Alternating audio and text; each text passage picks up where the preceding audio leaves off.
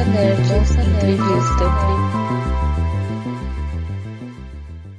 Bem-vindo ao Bolsa Nerd. Opa, tudo bem? É um prazer estar aqui com vocês. Que momento. Inaugurando aí as entrevistas, certo? Sim, você já é bem amigo dos nossos companheiros do Terra Zero. Agora como pode. Então, prazer por estar aqui no Bolsa Nerd Entrevistas. Esse é um programa que a gente vai lançar no YouTube. A gente está lançando podcasts alternativos no YouTube, como de reviews, entrevistas e coisas do tipo. É o nosso Elseworlds. Uma pena que vocês não conseguiram um convidado melhor para começar, mas tudo bem, né, cara? Vamos lá. Foi ideia do Gabriel, tá? Não, você foi um dos primeiros nomes que me surgiu na cabeça. Bom. Mas então, você quer começar se apresentar? Eu acho que a maioria aqui já conhece você, mas você quer se apresentar, tipo, Vinícius, tipo, da onde você, o que você faz, será? Tudo bem, pessoal do Bolsa Nerd? Eu me chamo Vinícius, obviamente. Eu tenho um canal de vídeos no YouTube. Eu sou professor de matemática. E no canal de vídeos eu basicamente falo das últimas coisas que eu li, assim, geralmente, notícia, lançamento. Eu tento prestar um serviço legal para a comunidade de quadrinhos, assim, sabe? Quando tem evento, tipo CCXP, eu sempre divulgo as HQs que estão saindo por lá. Basicamente é isso. É 2 quadrinhos o nome do canal. É só entrar, coloca no Google aí, do jeito que tu quiser, que tu vai encontrar o 2 quadrinhos. Tá, minha primeira pergunta, qual é o teu sobrenome? Porque eu acho que eu não vejo em nenhum lugar o teu sobrenome. Então, esse é um segredo meu que eu não queria revelar, mas enfim, né? Exclusivo!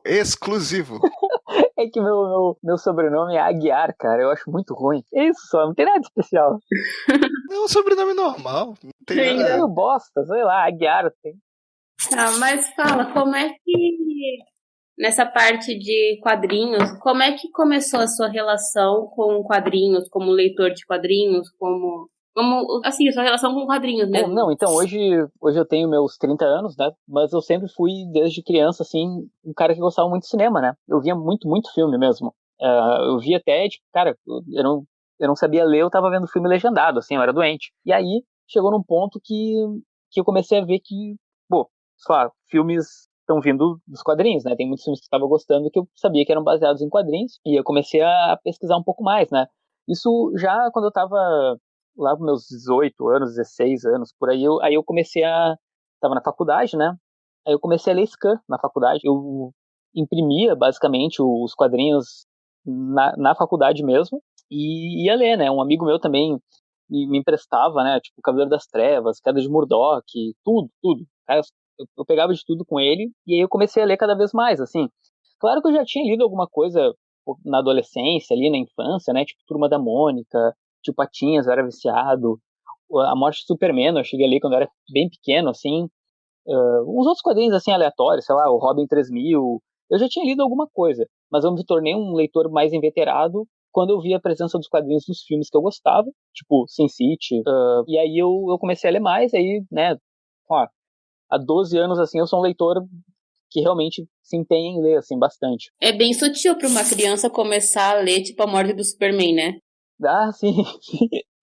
Mas olha só, Débora, pensa, tu tá na festa junina da escola, e aí tu vê aquele monte de quadrinho ali na pescaria, pronto pra tu ir lá e pegar, e um deles tá com o símbolo do Super-Homem sangrando. Óbvio que eu peguei aquele ali correndo pra ler, né? Óbvio. Mas eu acho interessante que o caminho que você fez para os quadrinhos é o semelhante de que muita gente tem feito hoje acompanhando os filmes de heróis. Sim, sabe? sim. Você começa a ver e depois vai indo pra... E depois, tipo, vou ver de onde veio isso, né? Não, e pior que quando eu comecei, assim, a ler mais ali na época da faculdade, mal tinha filme baseado em quadrinhos, né? Não tinha, acho que recém tinha ali um Homem de Ferro ali, quando muito, eu acho, no 2008, o Homem de Ferro. Não, antes do Homem de Ferro ainda. Acho que talvez eu tenha pego ali o Hulk, porque eu lembro que eu entrei na faculdade em 2007, né? 12 anos aí, então... mas desde lá eu já era um cara que me interessava em ir atrás das origens das coisas, né? Tipo, sei lá, ler um livro que dava origem ao filme. Eu sempre tava fazendo isso, né? Uhum. E, assim, eu achei interessante que, como você falou, você não começou a ler por quadrinhos de heróis, né? Eu comecei, na verdade, com o Sin City, né? Como eu falei, por causa do filme. E depois eu fui atrás de mangá, tipo Death Note, eu li bastante, né? Depois eu resgatei a Morte do Superman de novo, mas herói nunca foi meu foco, assim, né? Só as histórias de herói mais de adulto, aí eu gostava, né? Tipo, sei lá, Queda de Murdoch, Piada Mortal, essas aí eu gostava. Heróizinho eu não lia. Hoje eu gosto mais de herói bobinho do que quando eu comecei a ler. Justo. E como é que foi, desde que você começou a ler quadrinhos, como é que começou a desenvolver isso? Porque geralmente quando a gente começa a ler quadrinhos, a gente vai indo para um tipo, né? Aí depois a gente vai descobrindo que existem vários gêneros de quadrinhos. Tem desde quadrinho fotojornalista, tem vários gêneros. Então, como é que foi dando esse seu caminho de descobrimento de outros gêneros, de outras histórias? Não, então, como eu gostava muito de cinema, pra mim, eu já tinha visto muita história, assim, porque, assim, querendo ou não, quadrinho é um outro jeito de contar a história, assim, como o cinema, é uma outra mídia, né? Então, na época que eu comecei, assim, ali na faculdade, eu já tava cansado de história bobinha, eu queria algo mais adulto. Aí eu comecei a me apaixonar pela Vertigo, né? Eu lembro que na época a Panini já tava publicando a revista mensal dela, aquela, era um mix, né? Nossa, aí eu me apaixonei. Cara, aí eu fui atrás de tudo que você pode imaginar, sei lá, Homem-Animal, aqueles quadrinhos mais clássicos, Preacher, então, eu me viciei em Preacher, deixa eu ver, o próprio Transmetropolitan. Eu dei sorte também que quando eu comecei a me tornar um leitor mais inveterado, a Panini publicou tudo, né, cara? Tudo da Vertigo que a gente pode imaginar. Scalpo, saía na mensal. Eu lembro que também eu li muito Scan do Constantine. Então a minha evolução se deu muito na época que eu queria ler uma coisa mais adulta, né? Aí eu gostava muito de mangá e de Vertigo. E aí depois que eu fui me interessar por super-heróis, que eu comecei a gostar do lance da cronologia, né? De tu, sei lá, pegar os Vingadores do Bendis e saber que toda a história é uma continuação. Isso me chamou a atenção, eu comecei a ler um pouco mais de super-herói. Só deixando claro, um adendo, de que o Vinícius, dos Dois Quadrinhos, é filho da DC Comics, tá? Não, é maluco. Então quer dizer que foi aí nessa fase que você caiu na armadilha das editoras, da cronologia. Sim, cara, eu nunca tinha parado pra pensar nisso, é verdade, né? Eles foram me pegando aos poucos, assim. Mas durou pouco. Vocês sabem que eu comecei, né? E aí eu acompanhei algumas sagas da Marvel. Cara, lá pela terceira saga que eu li, assim, eu já não queria mais ler. Eu já tava irritado, assim, e parei, né? Tipo, eu tive uma ascendência, assim, eu peguei ali, tipo, a época do Cerco, né, da Marvel, Invasão Secreta, essas sagas, só que, assim, logo veio a Essência do Medo, eu já achei um cocô, aí veio Vingadores vs X-Men, eu já achei um cocô, e aí larguei as Mega Sagas. Aí hoje em dia eu só leio porque eu tenho que manter o canal atualizado. Você faz esse sacrifício pela sua audiência. É, exatamente. Cara, mas é que é divertido, porque é uma parada que, na real, não faz muito sentido, né, porque tu pega, tu fala mal de uma coisa que é nitidamente ruim, muitas vezes, porque as pessoas querem se interessar, mas elas também sabem que vai ser ruim. Eu não vejo muito sentido, na verdade, no canal. É síndrome de Estocolmo. É síndrome de Estocolmo. As pessoas ficam reféns das cronologias, das super sagas, e aí não tem mais o que fazer. Mas você mencionou o canal. Como você teve a ideia de começar a produzir conteúdo? Puxa, eu quero falar mais sobre quadrinhos. Como surgiu isso? Cara, então, é engraçado, mas se a gente for parar pra pensar, já faz 6 anos, né? É muito, muito tempo já pro YouTube, né? Se a gente for ver, né? Poucos canais, projetos se mantêm tanto tempo ativos, assim, né? Então, quando eu comecei, não tinha canal de vídeo no YouTube sobre quadrinhos.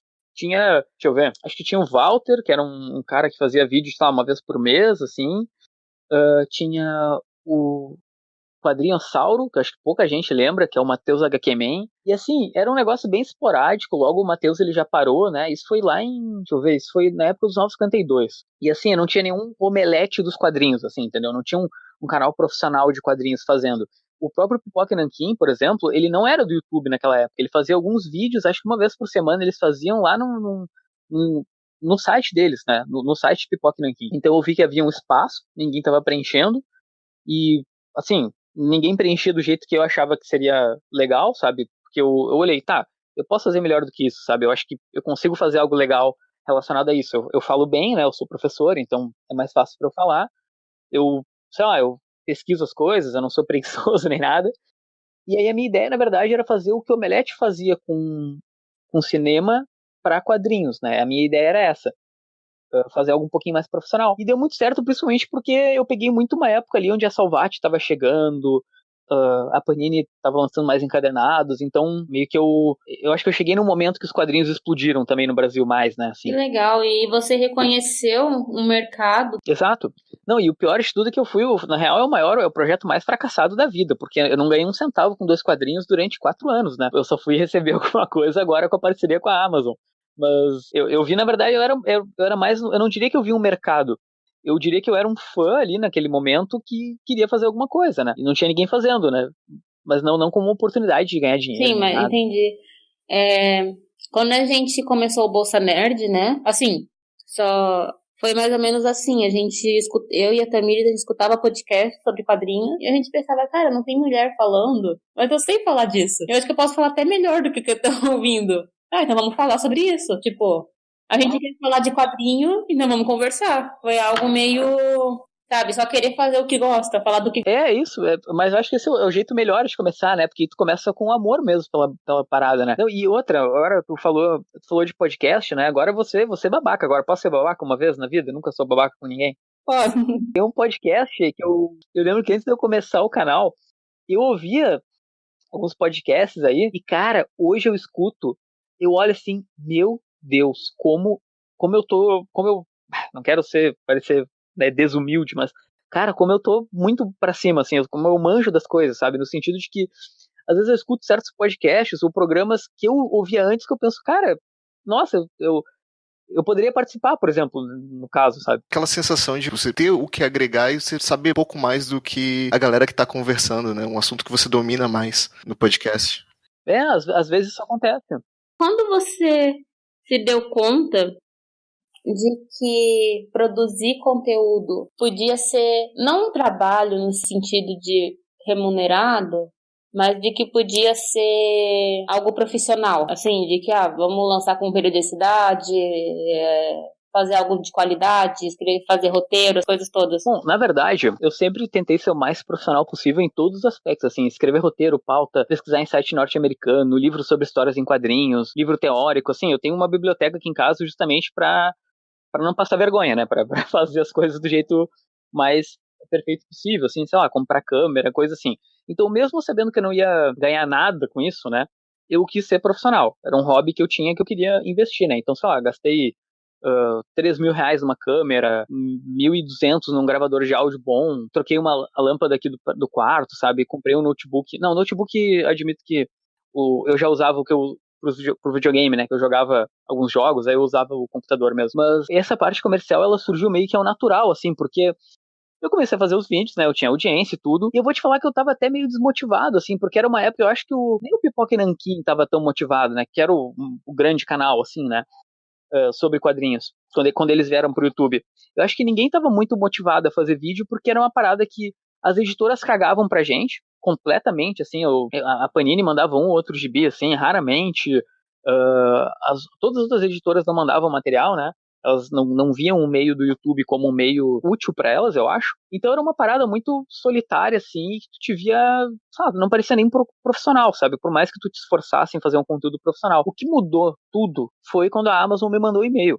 Na verdade, foi muito engraçado, assim, porque eu acho que o Dois Quadrinhos, tenho quase certeza, foi o primeiro canal parceiro da Amazon no Brasil a fazer essa parada da promoção, sabe, divulgar. E eu lembro que o Eduardo da Amazon mandou um e-mail, eu ignorei o e-mail, mas eu acho que não foi por mal, eu acho que eu não vi. Aí deu um tempo, ele mandou outro e-mail, ele falou, Vini, vamos fazer um vídeo de promoção aí, de repente, a gente tem aqui a Amazon e tal, eu gosto do teu trabalho, tudo, eu assisto Dois Quadrinhos. Aí eu, bora então, né, vamos fazer, vamos ver no segundo e-mail, né. Aí eu me associei no site da Amazon e tal, e aí foi a partir da Amazon que eu vi que de repente isso podia virar um negócio, sabe? Porque eles viram a oportunidade, né? Isso que eu acho muito legal na Amazon, assim. A gente pode ter 1 milhão de críticas, assim, porque a Amazon pode acabar quebrando o mercado, que a Amazon pode, sei lá o quê, mas a gente tem um ponto que os caras são muito inteligentes, assim, sabe? Enquanto as editoras, as lojas e muitas editoras até, na verdade, estavam a 10 por hora, a Amazon estava a 60 passando por cima, entende? E não passando por cima só no sentido de oferecer um serviço melhor, mas os caras são inteligentes. Sabe, eles olharam assim, cara, o que a gente precisa para vender? A gente precisa de gente digital influencer, que é o que tipo as outras marcas estão vendo. Só que, enfim, né, o mercado era muito retrógrado dos quadrinhos no Brasil, né? A Mitos, eu acho, só vai começar a mandar quadrinhos para parceiros há uns uns 2 anos, eu acho, sabe? Pelo menos pro YouTube, né, que eu conheça. Então, meio que a Amazon chegou e acho que ela tornou os canais profissionais. Você hoje é referência. Aumentou a responsabilidade? Você sente mais, entre aspas, pressão de, puxa, eu tenho que tentar buscar um conteúdo que vá agradar, eu tenho que buscar uma indicação que possa servir para o meu público? E como você faz depois de tanto tempo para se manter motivado com o canal, para se manter produzindo, para se manter com uma frequência boa, buscando novos formatos, novas ideias, para não cair numa rotina, para que seja tanto divertido para você quanto para o público? Não, realmente, como tu falou, né? A partir do momento que, falando assim como um, sei lá, um empreendedor, né? Realmente, quando o Dois Quadrinhos começou a me possibilitar ter uma renda extra, né? E, por exemplo, eu não acho que eu não cheguei a comentar ainda, mas eu eu dava aula num cursinho pré-vestibular, né, aqui em Porto Alegre, e eu larguei o cursinho porque a Amazon me possibilitou isso. Então eu consegui, por exemplo, ficar dois empregos como professor, eu tinha 3 antes, aí 2 como professor e 1 no YouTube. Então, obviamente, virou uma responsabilidade, porque eu acabei abdicando de um interesse profissional para focar no canal de vídeos. E, cara, realmente, sem dúvida existe uma pressão, sabe? É óbvio que por mais que tu seja o Dois Quadrinhos, acho que é o segundo, terceiro maior canal de quadrinhos do YouTube inteiro. E talvez eu sou um dos poucos independentes, assim, né? Eu só tenho a Amazon, né? Eu não, o Pipoca não tem uma editora, né? Eu sou sozinho no Rio Grande do Sul, né? Um cara só fazendo tudo. Então, ser essa referência, claro que é um peso, assim, né? Ter tanta audiência, assim, porque eu sou cobrado, né? A galera sempre tá me pedindo vídeo. Como eu lido com isso, cara? Na verdade, eu não sei muito bem te dizer como eu lido, porque eu tenho sorte que os números são altos, assim, as pessoas gostam de mim, as pessoas assistem, as pessoas curtem, enfim, né? Tudo que eu começo no Dois Quadrinhos é um sucesso, assim, né? Tipo, sei lá, começar a fazer promoções. Eu sou uma referência nas vendas dentro da Amazon. Fiz um grupo de quadrinhos no Facebook, já é um tipo top grupos do Facebook. Então, o fato das coisas estarem dando certo me deixa mais tranquilo. Mas, nossa, eu imagino que se os meus números começassem a diminuir muito, isso começaria a me preocupar, sabe? E aí eu teria que, sei lá, fazer outra coisa da vida, assim. Eu acho que, não sei, é difícil de imaginar uma realidade onde... Porque é óbvio que é muito fácil, né? Eu tenho amigos que têm canal no YouTube que estão começando, né? Ou estão há 1 ano com o canal, e os caras ou largam, ou param de fazer vídeo, ou estão frustrados, assim, os caras têm crise de ansiedade, coisa assim, porque eles não conseguem eles não conseguem ter a referência, sabe, eles não conseguem ter tanta, porque já, como é que eu vou dizer assim, o mercado do YouTube de quadrinhos já tá meio pré-definido, assim, sabe, já tem ali os cabeças, os caras que o pessoal assiste, e é muito difícil entrar agora, né, mas eu acho que se os views começassem a cair, eu ia ficar realmente preocupado, assim, porque aí eu ia pensar que, cara, aí eu não tenho mais o que fazer aqui, eu vou fazer outra coisa, sabe, mas assim, eu realmente sinto uma necessidade, né? Pô, 6 anos, né? Já chega num ponto que o formato de review já começa a ficar um pouco enfadonho, assim, né? Pra mim e talvez até pra própria audiência. O bom é que, na verdade, eu tenho tanto quadrinho, mas tanto quadrinho aqui, e eu compro importado, que muitas vezes o buzz surge porque tu faz um review que ninguém mais vai fazer, entendeu? Ou tu é um dos primeiros a fazer. Isso atrai a galera, né? Mas eu vejo que o formato de review, quando ele já não é mais uma novidade, já não é interessante, sabe? As pessoas não assistem tanto. Então, o que eu tento fazer são formatos que me deixam feliz, né? E que, ao mesmo tempo, a galera vai se interessar. Por exemplo, eu criei o Dois Quadrinhos News há algum tempo e estou investindo. Os views estão explodindo, assim. E é um espaço onde eu consigo, às vezes, falar um pouco mais de quadrinho e juntar com cinema e outras coisas. Então, esse é um formato que eu reinventei. Eu tenho pensado muito sobre como reinventar o formato de resenha, sabe? Para não ficar, não sei, por exemplo, fazer uma resenha 2 meses depois do lançamento já não é tão interessante. O público já não se interessa tanto. Então eu tô pensando em como transformar isso de um jeito que as pessoas queiram ver aquele conteúdo, mesmo sendo uma pauta mais fria. O que eu tô pensando é em juntar com outros temas, né? Por exemplo, essa semana eu vou fazer um review da Liga Extraordinária do Alan Moore. E eu pensei, cara, fazer um review a Liga Extraordinária do Alan Moore não vai dar view. As pessoas não vão querer se interessar tanto, vai dar pouca audiência. Então eu preciso fazer esse conteúdo ser atrativo. Então eu vou tentar falar, por exemplo, do fato do Alan Moore ter dado aquela entrevista onde ele disse que a DC não tem nenhuma ideia original.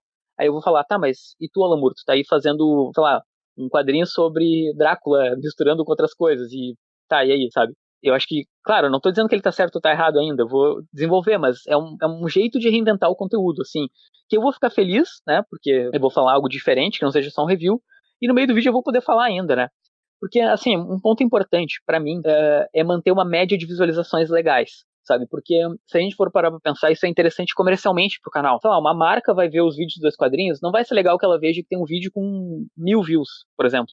Ou, sei lá, uma sequência de 3 vídeos com 1.000 views. Eu posso estar errado em pensar assim, mas eu penso em que manter a relevância também passa por vender bem o teu veículo, entende? Então as pessoas vão olhar ali, tem 10 vídeos do Vini, olha só, esses aqui tem 5, 4, 10, 9, são uma média boa para quadrinhos no YouTube. Então eu sempre tento manter essa média, por isso que eu fico muito preocupado em reinventar os conteúdos, né, para manter a relevância.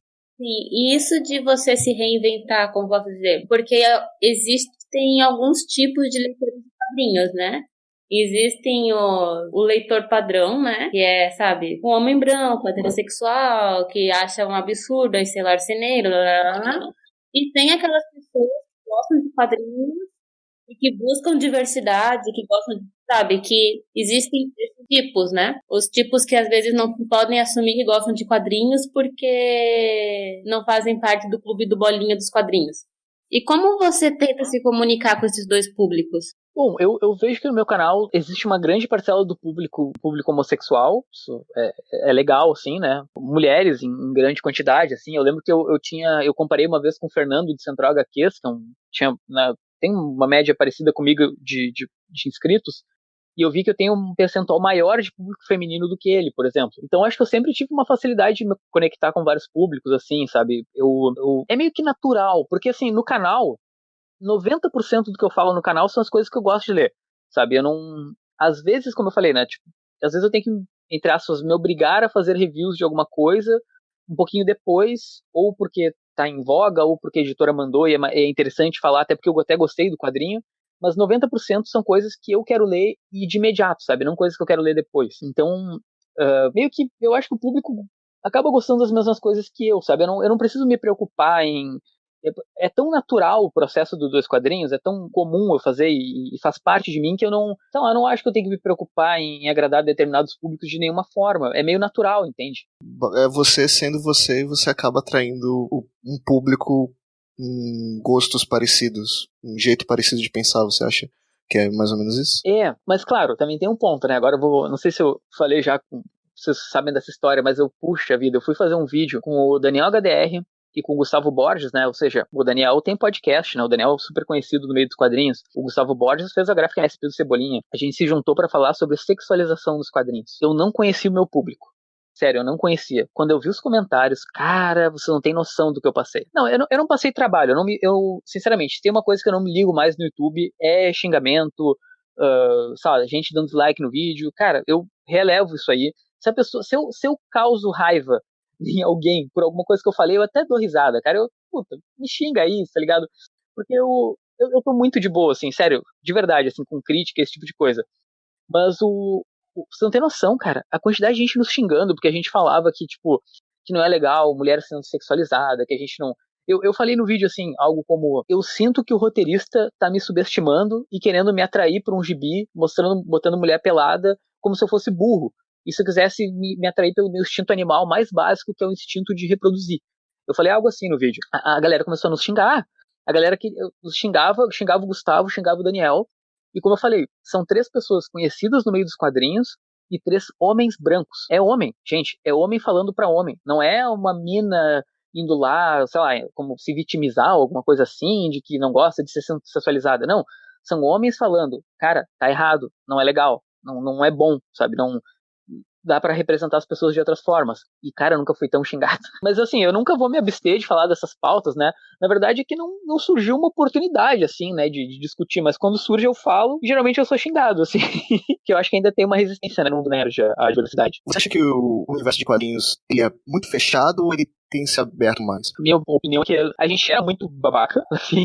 Mesmo mudei muita coisa, né, do que eu pensava. Eu acho que a gente tá, assim, numa época de mudança. Basta ver, por exemplo, no grupo do Dois Quadrinhos, né, no Facebook. Cara, cada vez mais a gente posta... A gente fez um post sobre a Marielle, que ela ganhou um quadrinho na Itália no ano passado. 80% da galera, 75% talvez, ou mais até, 85%, apoiou, falou que, cara, legal, show, vamos respeitar, né, legal e tudo. Teve um percentual ali que não curtiu, mas eu acho que foi um percentual muito pequeno. Só pegando um exemplo aleatório, eu acho que a gente está sim conseguindo mudar. Eu acredito que essa geração nova cada vez vai ser menos babaca e vai aceitar mais as pessoas e tudo, né? Vai entender um pouco mais a importância das coisas. E eu sou otimista, cara. Eu acho que a gente tá E melhorando. nesse tempo que você tem feito conteúdo sobre quadrinhos, como você vê a mudança do mercado editorial de quadrinhos lá fora e aqui no Brasil? Sobre o mercado editorial brasileiro, cara, eu tô muito preocupado, assim, claro que tá, entre aspas, mais fácil pra mim, como youtuber, comentar os quadrinhos, porque, cara, é pouquíssimo lançamento saindo, né? Assim, já era natural, agora no começo do ano, né, janeiro, fevereiro ali, ter pouco lançamento, que é uma época que a galera compra pouco livro, é meio natural, mas agora a gente já tá aí em julho quase, né, e até agora, né, as editoras estão lançando um pinguinho de quadrinho. Eu acho que no futuro poucas editoras vão se sustentar, né, algumas editoras vão se manter, porque o dono, pelo menos tem uns 3 exemplos que eu sei que são assim, o dono não sobrevive de quadrinhos, né? O dono é meio que um hobby ter uma editora. Assim, eles lançam um ou outro quadrinho que eles acham legais. Mas eu acho que cada vez mais a gente vai ficar dependente do financiamento coletivo e das grandes editoras que vão dominar, né? Porque, pô, vocês estão vendo o que o Pipoca Nanquim tá fazendo, né? O Pipoca Nanquim chegou com tudo. O Pipoca Nanquim, eu acho que é um case a ser estudado. A interação que eles têm com o público, todo o trabalho que eles estão tendo é realmente de tirar o chapéu. Não, e as vendas, gente, vocês não têm noção, assim, eu posso acessar na Amazon o número de quadrinhos que eu vendo no link do Dois Quadrinhos. Eu não falo sempre dos quadrinhos do Pipoca, eu falo pouco. Sei lá, eu falo um pouco de cada editora, então não... até pra não... Eu não gosto dessa impressão de que eu tô surfando na onda dos caras ou alguma coisa assim, entendeu? Enfim, eu falo quando é necessário, mas... E mesmo assim, mesmo não sendo um canal que centraliza no Pipoca Nanquim, cara, as vendas são absurdas. Absurdas, absurdas, absurdas. Eu sempre entre os quadrinhos mais vendidos dos Dois Quadrinhos tem 2 do Pipoca. Então, eu vejo no futuro eles dominando. Você acha que isso deve mais à forma com que eles têm de comunicação com o público ou ao material mesmo que eles escolhem, ou são os dois? Eu acho, sinceramente, que, por exemplo, eles conseguiram esgotar quadrinhos que, sinceramente, eu não acho tão legais. Por exemplo, Canon. Não é que Canon seja ruim. Canon é como é que eu vou dizer assim, um resgate histórico que eles fizeram. Só para dar um exemplo, é um quadrinho sobre a Segunda Guerra Mundial. E eu acho que faz tempo que eu li, mas enfim, o que eu quero dizer, é um quadrinho que, cara, pensa se a Veneta lançasse Canon, esse quadrinho nunca ia vender. Porque, sei lá, sabe, é uma editora menor, é um quadrinho muito alternativo, né, cara, tipo, é um quadrinho erotizado sobre soldados na guerra. Acho que é na guerra, não lembro se é na guerra do Vietnã, enfim. Mas isso que eu quero dizer, sabe? Eles conseguiram esgotar uma tiragem de um quadrinho que nenhuma editora eu acho que conseguiria esgotar. Então é muito a questão do público, mas isso não quer dizer que os materiais deles não sejam bons, né? A gente tem ali entre os melhores do ano vários quadrinhos dos caras. Ou eles estão ganhando o prêmio HQ Mix como melhor editora. Então eu vejo que é um pouquinho de cada. Para determinados títulos eu acho que pesa mais uma coisa, que é o lance do público, e outros pesa mais a qualidade. Ainda sobre a crise dos quadrinhos que você estava comentando, qual que você sente que são os principais fatores que ocasionaram essa crise? Bom, eu acho que a entrada da Amazon no mercado teve um aspecto muito positivo, que foi, assim, focando na crise das editoras. Eu acho que foi o lance de que é um novo player no mercado, e ela aqueceu muito o mercado de quadrinhos, sabe? Tipo, muita gente, Pipoca e Nanquim, obviamente, né? Os caras, talvez das editoras que mais vendem aí junto com a Panini, chegou junto com a Amazon, por conta da Amazon. Então acho que um ponto é a entrada da Amazon, né, que basicamente fez as editoras terem uma nova loja para poder vender para ela e lançar mais quadrinho, né? Era alguém que comprava os quadrinhos, e a Amazon é muito inteligente, né? A Amazon foi atrás dos youtubers, foi atrás enfim, de lançar uma editora, né, que é o Pipoca. Então, a Amazon é um ponto. Outro ponto é que essa crise ela já existia nas livrarias, né, há muito tempo. Isso, a galera cada vez lê menos, né? Isso é fato, até o ponto em que a cultura e a Saraiva entraram em recuperação. Eu não acho que a Amazon quebrou a cultura e a Saraiva, do que eu ouvi, assim, do que eu pesquisei. Eu, sinceramente, eu acho que não, porque se a gente for ver os gráficos, né, a Amazon não conseguiu absorver essa galera que, entre aspas, parou de comprar na Saraiva e na cultura. Até porque elas ainda estão ali, né? Mas ela não absorveu todo o mercado. Ela ainda mantém um percentual próximo do que ela tinha do mercado, entendeu? De livros. Esse percentual meio que se perdeu, né? Exatamente. Então a gente não pode dizer que a Amazon abocanhou todo mundo nesse caso, né? E eu vejo eles como muito inteligentes. Bom, tá, não, tu não perguntou sobre isso, esquece. Não, pode falar, fica à vontade. Aqui, quem manda é o entrevistado. Cara, é uma coisa que eu queria... Um dia eu vou fazer um vídeo sobre isso, assim, que eu acho criativo, que... Cara, como a Amazon é esperta, cara, em muitos aspectos, assim. Tem o lance do YouTube, né? Que a galera não olhava pros youtubers. Vocês têm noção que o Dois Quadrinhos já teve a Amazon fez um painel lá para as editoras e teve um slide com Dois Quadrinhos? Que loucura. Quando é que um youtuber ia estar numa reunião de editoras, sabe? Tipo, as maiores editoras conversando com talvez a maior loja agora do mercado, né? E, enfim. Mas aí, fora isso, né? Tem o lance, sei lá, das ofertas relâmpago. Tem o lance de que o carrinho, tu consegue fazer uma lista, tu consegue entrar e sair do site e manter o carrinho ali, né, com as coisas que tu quer. Cara, não, então por N aspectos eu vejo que os caras são muito bons, assim, eu tiro o chapéu, né, chamar o Pipoca Nanquim, lançar a editora, enfim. Eu queria perguntar como ser youtuber nerd influencia você como professor e como ser professor influencia você como youtuber? Não, acho que assim, ser professor obviamente me facilita na hora de explicar coisas em vídeo, né, porque eu sou muito didático, o pessoal fala muito isso, eu falo bem também, porque eu tenho alguma desenvoltura, então isso é muito bom, né? Eu com certeza não teria começado um canal de vídeos no YouTube se eu não fosse professor, eu não conseguiria falar muito bem. E fora isso, a parte do youtuber pra virar professor é legal, porque aí, tipo, os alunos me adoram, sabe? Quando eu falo que eu tenho um canal de vídeos, eles ficam empolgados, porque, tipo, o sonho de toda criança agora é ser youtuber, né? Fazer ser o próximo Felipe Neto, alguma coisa assim. Então, nesse aspecto ajuda muito. Assim, eles se identificam mais comigo. E eu não pareço tão atrasado, vamos dizer assim. E isso que você é professor de matemática? É, eles me adoram. E deviam me odiar. Mas você pensa algum dia deixar de ser professor para viver só do YouTube? Então, eu tenho uma situação que eu sou concursado, né? Então eu tenho 2 concursos públicos que eu sou professor. Então a minha ideia é nunca largar essa profissão, sabe? Atualmente é muito difícil fazer as 3 coisas ao mesmo tempo, né? Tipo, eu sou vice-diretor numa escola, professor em outra e youtuber. Mas eu não pretendo mudar tão cedo, assim. Porque a Amazon me possibilita um rendimento financeiro, mas não é algo fixo, entendem? Não é uma coisa... E infelizmente o quadrinho é um nicho. Então o Dois Quadrinhos ele nunca explodiu, né? Ele continua sendo um canal muito relevante pro meio de quadrinhos, assim, no sentido de em audiência, assim, né? Isso eu fico muito feliz, assim. Então ele continua tendo uma relevância em números, tanto é que, sei lá, a CCXP me credencia como imprensa, né? Então isso é muito legal. Mas eu sei que eu nunca vou sei lá, virar um nerd, sabe? Porque é quadrinhos.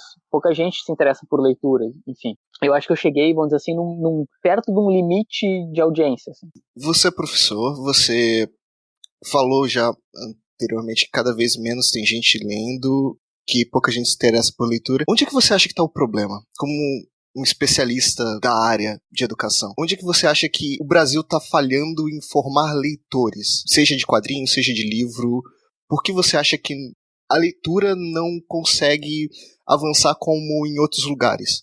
Outros lugares até mesmo da América Latina, que tem histórias meio parecidas com a do Brasil. Eu posso observar isso, né, na minha alçada, vamos dizer assim, que é sei lá, de 10 anos, não, 11 anos até 17, por aí, né, que é a faixa etária que eu dou aula atualmente. O que eu vejo é que, tipo, cara, na infância a gente tem uma concorrência muito grande, né, de entretenimento, né, tipo, todo mundo as crianças todas estão jogando aquele jogo lá, sei lá, é aquele que tu é um boneco no mundo e tu joga online e tu cai do céu. É o Fortnite, eu acho. Não jogo também. Então, a gente tem uma concorrência muito grande, né? Tipo, quando eu era adolescente, tu podia, sei lá, jogar videogame, se tu tivesse, que já era um negócio meio caro, né? E era isso. Hoje em dia, tu tem que lutar contra o celular, o celular é um problema, porque o celular ele tem como tu jogar. O que a criança vai querer, né? Ela vai querer ler um livro ou jogar no celular, assistir... E o celular te possibilita, inclusive, ver um vídeo no YouTube, ver uma série na Netflix. Então, acho que o livro, ele perdeu espaço, porque ficou muito fácil pro resto, né, cara? Tá muito acessível o videogame, assistir um filme, né? Então isso eu acho que é uma luta perdida, assim, sabe? Tu vai conseguir ganhar leitores depois dessa fase da infância. Por enquanto tem que, entre aspas, obrigar a criança a ler, né? Tu tem que dar muito incentivo para ela ler. Você sente que falta estímulo? Estímulo para que as crianças leiam, busquem leitura? Posso entender que leitura pode ser prazeroso? Cara, onde eu dou aula? Eu dou aula em escolas de baixa renda, assim, né? No caso, são comunidades, assim, tipo, uma das minhas escolas é embaixo de um morro, né? Que eu sou vice-diretor. Então, sei lá, eu fico pensando, assim, tu tem uma situação onde a maior parte da comunidade ali tem dificuldade de comprar uma roupa, essas pessoas não vão comprar um livro, né? Essas pessoas não vão comprar um quadrinho de R$70 da Panini. Elas precisam comprar uma comida melhor, um alimento, uma vestimenta, um material escolar, os caras não têm dinheiro para comprar. Então, eu vejo muito isso, né? Que livro, querendo ou não, é um negócio supérfluo, né? Então, ali nas comunidades onde eu dou aula, né, cara, só os quadrinhos que eu dou pros meus alunos, assim, pra eles lerem, né? Eles não vão ter acesso de outra forma. E aí, por isso que eu vejo que também não tem incentivo, né, nesse aspecto, né? É que o recorte que eu pego de educação é a zona da galera que não tem muita renda, assim, né? Como você vê o futuro da mídia impressa? Cara, eu acho que a gente vai acabar, né? Não, tu vê aí, ó. Eu cheguei a fazer 2 vídeos, né? O vídeo de São Paulo, com as bancas de São Paulo, cara, é uma tristeza, assim, ninguém tá lendo. O pessoal dizendo, cara, a galera não quer mais ler, sabe? Não tem tanto tempo. Eu acho que também tem um lance que essa geração atual, né? Ela é uma geração muito mais da informação instantânea. Isso é um fenômeno claro, né? Eu mesmo tô nisso, né? Eu tenho que, às vezes, lutar para não sei lá, não ler só a headline de uma notícia, né? Que ler o texto que tá embaixo. Tem que lutar contra esse imediatismo que a internet te dá de informação. Então, pensa assim, né? Sei lá, não faz sentido tu ler um livro que vai levar 1 mês ou 2 para ler, do que tu, sei lá, ver uma informação mais rápido num filme, numa série. Eu vejo uma tendência da sociedade de emburrecendo e tentando pegar coisas mais que sejam mais rápidas de consumir, sabe? E assim, além disso, muita gente que gosta de ler não tem comprado livro físico. Eu digo, a mídia impressa. E também tem esse fator por exemplo, a maioria dos quadrinhos que eu leio de forma digital, entende? Até pela questão de que é mais barato, ocupa menos espaço em casa. Então, tem também essa questão do papel em si, da coisa física, que muita gente tá deixando de consumir também. E é meio que uma bola de neve, né, Débora? Porque tu entregar os quadrinhos ao redor do Brasil é muito difícil, né? O nosso país é muito grande para fazer a mídia impressa chegar em vários lugares, né? Então acho que é meio que é uma bola de neve de problemas que a gente vai tendo, né? Tipo, agora as livrarias quebrando, cada vez mais difícil chegar o livro num determinado local, menos venda de editora, cada vez menos, a pessoa vai ter menos contato com o livro, né, cara? Só tu vai numa banca, tu vai começar a ver agora garrafa d'água, balão, brinquedo, tu vai ver um pouquinho de livro ali no canto. Sim. Agora eu tenho uma pergunta que ela não é tão séria assim, né? Mas é que a gente tá um pouco acabando a entrevista, mas você não passa raiva lendo quadrinho? Porque, nossa, essas editoras, tipo a DC, tá ridículo o que ela tá fazendo. E você tem que ler. Porque você tem um público que consome que quer que você fale desse material. E como é assim? Tipo, acompanhar essas bagunças editoriais que eu digo não no sentido de... Eu digo no sentido de editorial interno, sabe? Das histórias estarem ruins. Especialmente esses quadrinhos das grandes massas, que são quadrinhos da DC, da Marvel e afins. Da qualidade do conteúdo. Mas, Débora e Gabriel, olha só, quando vocês leem um quadrinho online, vocês não tem como sentir raiva, porque vocês necessariamente não é um quadrinho da Panini que tu investiu uma grana violenta pra conseguir colocar na coleção e, enfim, sei lá, não sei se vocês entendem o que eu quero dizer. Se você tá lendo online, não quer dizer passar raiva com a qualidade das histórias? Eu dou risada.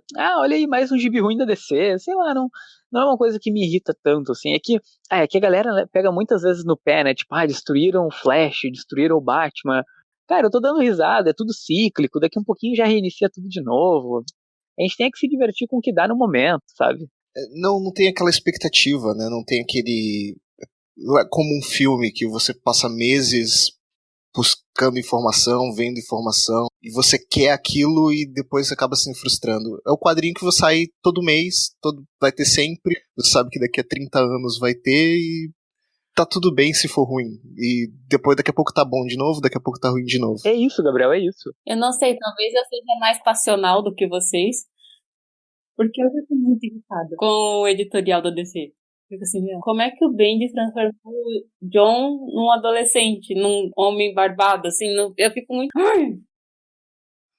Mas, Débora, fã de quadrinho nasceu pra ser trouxa. A gente é trouxa, a gente sabe que é trouxa, a gente continua sendo. Mas eu tô deixando de ser tão trouxa, assim, que eu tô lendo mais histórias fechadas. Não, ó, Débora, outra coisa. Daqui um pouco o Dandídio tá pra sair. Daqui um pouco ele vai sair. Leva 1 ano, 2, ele vai embora. Eu tô ouvindo essa história... Tomara que ele vá pra Marvel, só de raiva agora. Não manda pra cá. Não, eu tô empolgado, sabe com o quê? O Tom King, ele deve estar decepcionado com a DC, daqui um pouco ele vem pra Marvel. Aí ele vem fazer um Visão 2.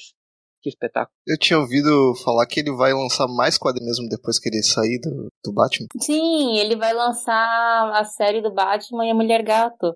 Então, acho que ele não vai sair da DC tão logo. A DC deve estar pagando muito pra ele ficar lá. Não, ele tá pagando, inclusive, pra ele mentir, né?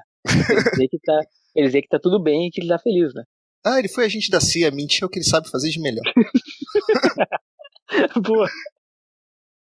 Vini, você foi em todas as CCXPs, vai sempre em eventos. Quais são as histórias mais engraçadas que você coleciona dessas idas em eventos? Tem alguma coisa que te marcou de tão bizarro que foi? Não, a minha melhor história é quando, em 2014, quando eu descobri que eu era famoso. Vocês não têm noção.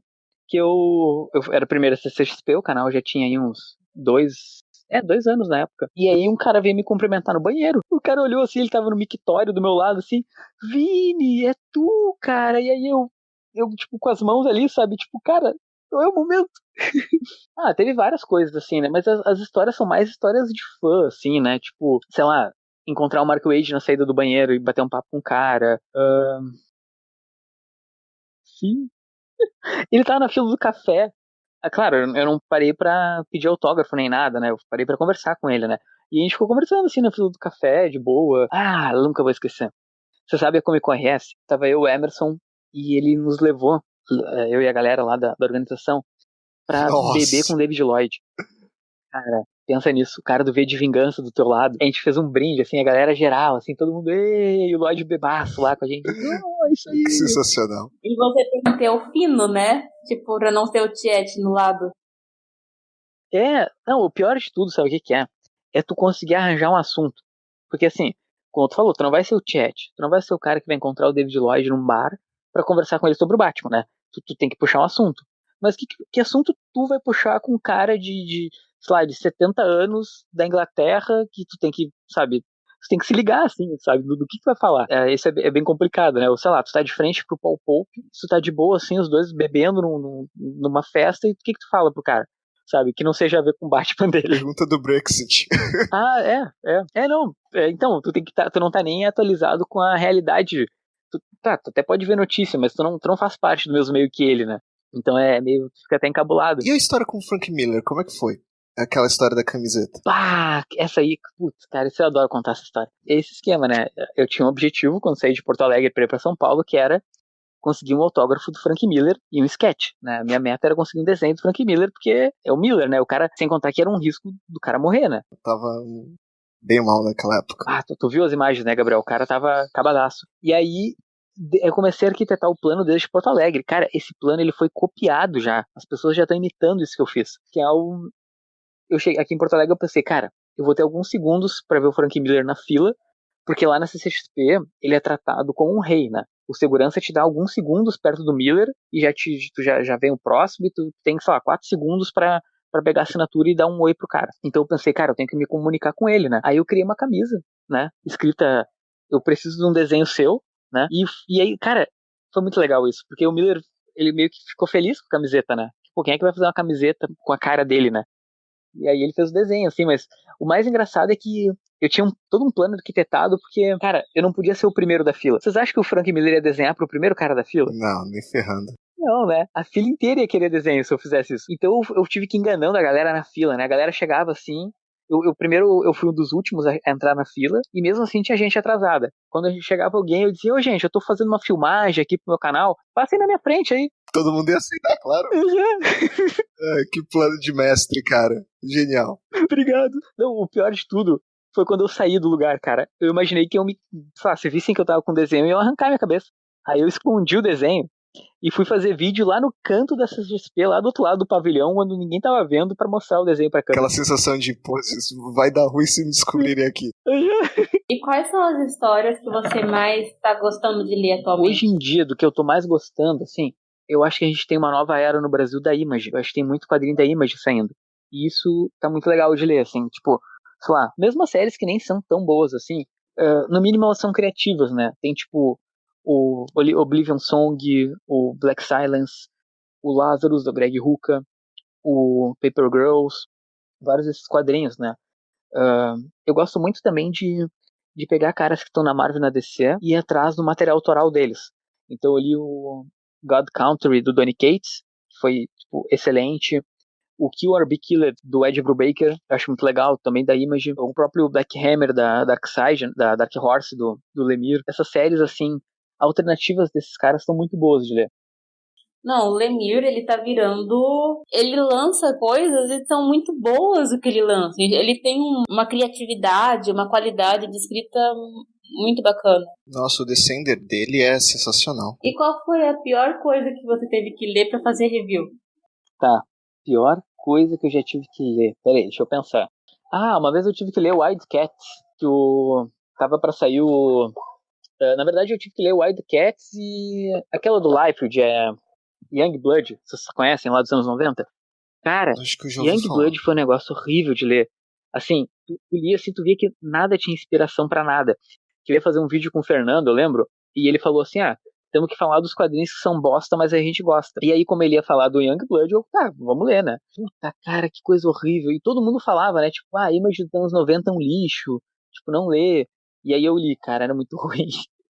Tipo, os heróis todos iguais, sabe? Tipo, era um cara era bombado, uma mina gostosa, o cara do meio, era tipo o padrão dos anos 90. Naquele traço clássico do Liefeld, super proporcional, super... Uhum. As minas com as pernas gigantes, né, cara? Os caras com os braços de ogro, assim, né? Vou fazer uma pergunta e terminar com perguntas rápidas, tá? Aquela pergunta, o que você achou do final de Game of Thrones? Uma bosta. Ok. Quadrinho favorito? Queda de Murdoch. Escritor favorito? Warren Ellis. E desenhista favorito? O Frank Quitely. Escritor, por favor, se aposente. Scott Snyder. Do desenhista que você não leu o quadrinho por causa da arte do cara. Quem? Sei, eu não sou preconceito. Eu leio de qualquer desenho, cara. Não sei responder, desculpe. Melhor filme baseado em quadrinhos? Isso aí é fácil. Poder Sem Limites. Que um dia ainda tem que criar o quadrinho, mas tudo bem. E pior filme baseado em quadrinhos? O Homem de Ferro 3. Meu Deus. E o teu guilty pleasure dos quadrinhos é? Ler o Batman do Tom King. E pra finalizar, recomenda alguma coisa pro público? Um filme, uma música, um quadrinho, um livro, algo que você leu e gostou? Gente, eu gostaria muito que vocês começassem a ouvir Black Keys e Arctic Monkeys, que são as melhores bandas que existem. Ao mesmo tempo, eu gostaria que vocês lessem contos do Lovecraft, são muito bons, principalmente A Cor que Caiu do Espaço, tentem ler. Ao mesmo tempo, eu gostaria muito que vocês começassem a ler desesperadamente Lazarus, do Greg Rucka, pra isso aí vender bem e ter mais quadrinho no Brasil. E um filme legal pra tu assistir seria tu ver Hellboy e não ligar pras críticas, ok? Pra ter um Hellboy 2. Beijo. Tá bom. Muito obrigada pela entrevista que você deu pra gente, por inaugurar esse quadro aqui. E faz um vídeo sobre Dias Gigantes, que é um quadrinho muito divertido, pra divulgar. Tá bom.